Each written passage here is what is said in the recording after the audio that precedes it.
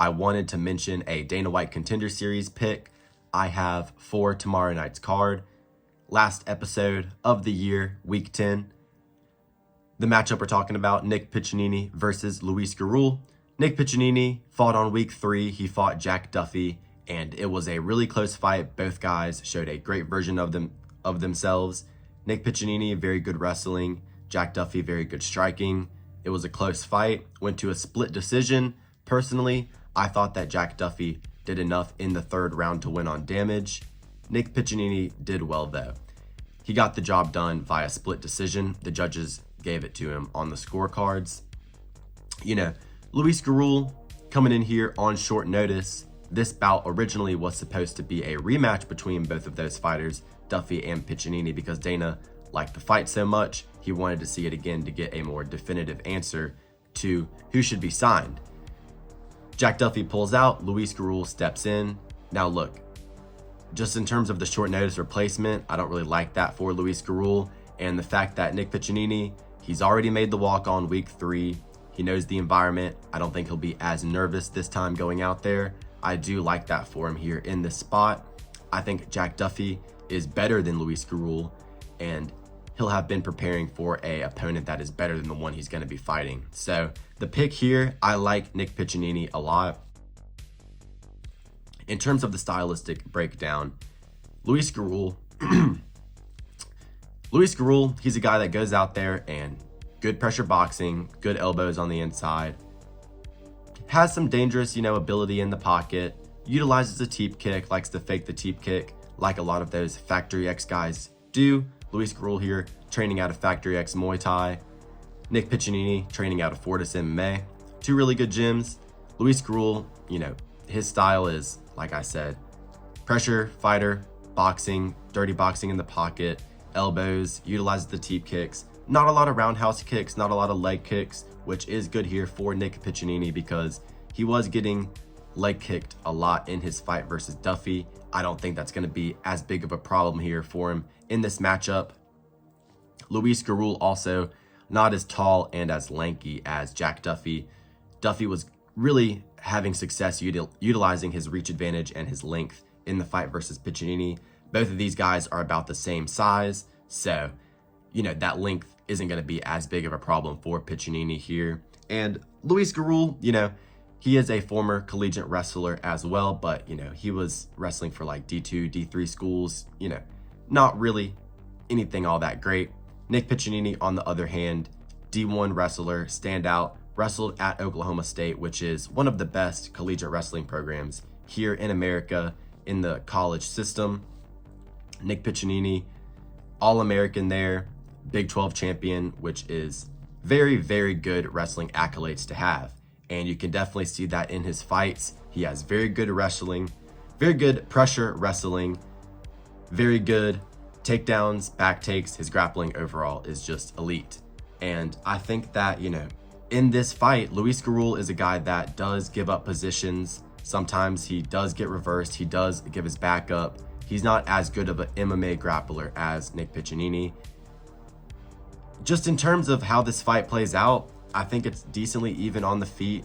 Luis Gurule does train at altitude, but I see him getting tired here quicker than Nick Piccininni. On the feet, I think it's going to be kind of close. I think that both of these guys are going to be trying to move forward, and they're going to kind of crash in the center of the octagon, where I think Luis Gurule is going to, try and go out there and get a TKO, swing big for the fences, and he's going to swing himself right into a double leg takedown. Nick Piccininni has really good timing with his takedowns, really strong in the clinch against the fence, is able to change levels smart. He'll mix in his boxing, instantly go for the shot. I like to see that. Good fight IQ for the most part. And he's durable. It's not like he has been TKO'd. He's durable. He can take a good shot. And when he does get hit, he instantly goes for his grappling, which is his bread and butter. Similarly to Asu Almabayev and Anthony Fluffy Hernandez, he's a guy that you can just rely on to go out there, fight a smart game plan, shoot takedowns because he is the better wrestler. Oklahoma State wrestling, D1, Big 12 champion. He's got all of the accolades in terms of the wrestling, and he's very, very good at timing takedowns, getting timely takedowns. When he does get in top position, He maintains it. He'll ride out the round like that, securing control time. His coach, I forgot what his last name is, Coach Sean out of Fortis MMA, impresses me a lot, gives his fighters really good instruction. We saw this in the Jeff Neal fight versus Shavkat. Very good instruction there in that fight, very vocal, very active. And in Piccininni's last fight versus Jack Duffy, going into that third round, he said, don't overcomplicate things, keep it simple. Hands into a takedown and beat him up on the ground.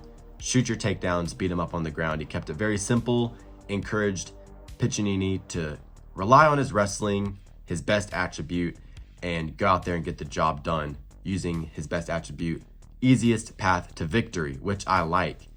And, you know, even if he's not getting a contract here on the Contender Series, I think he wants to go out there and win more so than put on a show. He's a competitor at the end of the day. Luis Gurule here at flyweight, he has had weight cutting issues in the past. Nick Piccininni here, you know, former college wrestler. He's cut weight his whole life, I'm sure, throughout his wrestling career. Super used to it. I don't think the weight cutting is going to be a problem for him whatsoever. Luis Gurule could have issues here making weight, especially since it's on short notice, and he has had weight issues in the past. And I think all signs point to Nick Piccininni getting the job done here, getting a win. And I like him here at the odds of -115. 1 unit on that. It's Dana White Contender Series. Anything can happen, but I think he goes out there and utilizes his wrestling, gets timely takedowns, beats him up on the ground, and gets himself a round 3 ground and pound TKO. Luis Gurule just doesn't have great takedown defense. He swings big, decent boxing, but I think that's just going to leave him open for a takedown.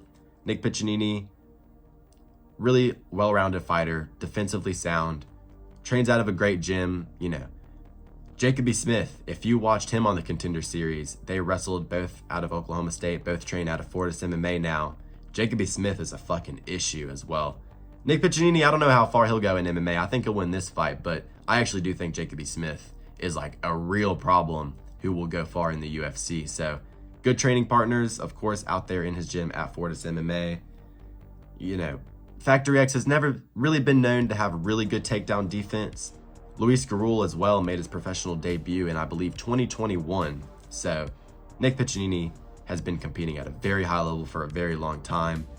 I don't think he's going to have any issue here underneath the spotlight, going out there and performing like he's always done. I think he keeps his undefeated record here and gets the job done and hopefully gets a contract. Give me Nick Piccininni at the odds of -115, just utilizing his super high level wrestling and getting the job done via third round ground and pound TKO. So that's the pick for Dana White Contender Series Week 10. I've done all right with Dana White Contender Series this year. Haven't really mentioned it in videos, but wanted to go ahead and give this one out here before tomorrow night since it's the end of the season. You know, I've done all right. I had money on Dair Nurgaze. He got the job done via head kick. I had money on Artem Vakitov and Cody Steele in a parlay. They got the job done pretty easy.